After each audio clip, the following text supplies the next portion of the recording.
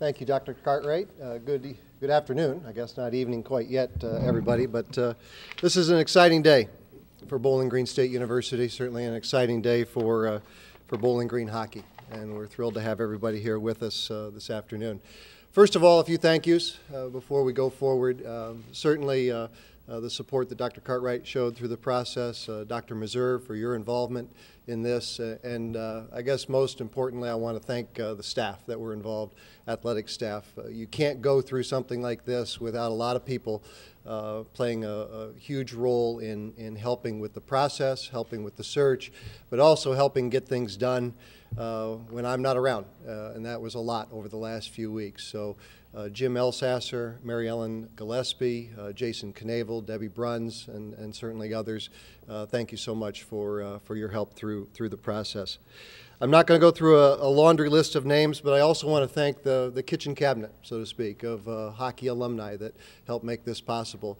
When you go through a coaching search like this, you end up talking with literally dozens of athletic directors, coaches, Bowling Green alums that are still in the hockey business, and again, that was a very helpful process as they helped shape the candidates and the philosophies behind it.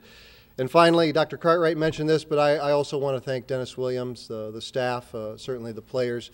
The players, I mentioned this to them last night, have been through a lot, and the year plus, and again, Dennis, I've talked about this publicly before, did a terrific job, and we certainly appreciate everything he did for Bowling Green State University in this last year plus.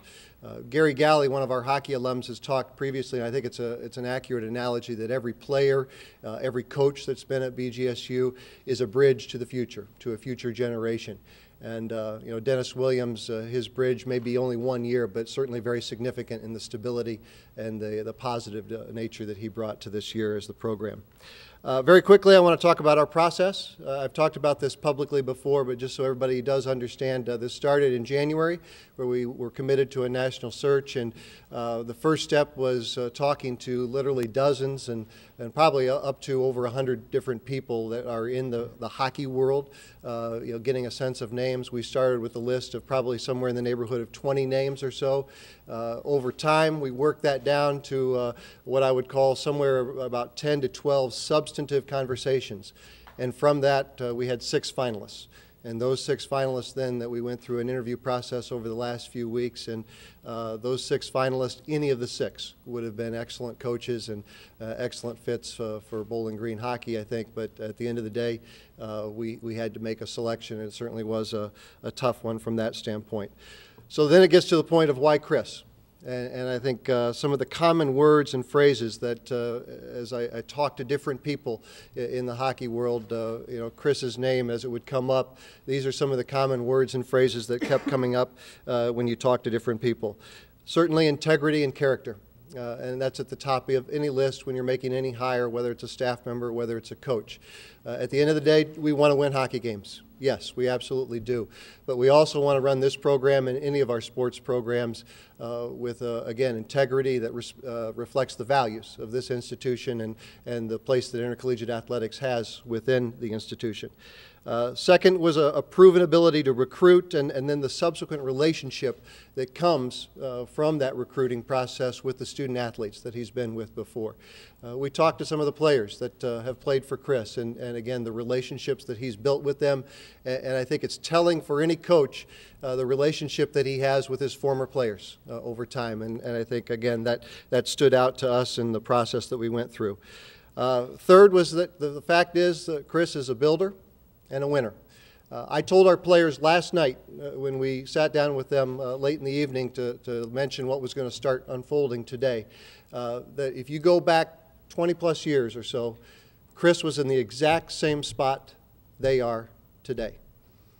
You know, George Gwozdecki took over the Miami program about 2 decades ago, and Chris was part of that first process, that first class that went through Miami. And he took a program at that point in time as a player that went from, at a time, not a great place that they wanted to be, and by the time Chris left, they were a competitive CCHA program. Then after playing pro hockey for a few years, he returns as part of Rico Blasi's staff and then helps them lead them from a competitive status to where they are today again, an elite program. So that process, the same process that we want to unfold at Bowling Green State University, again, Chris has been part of that.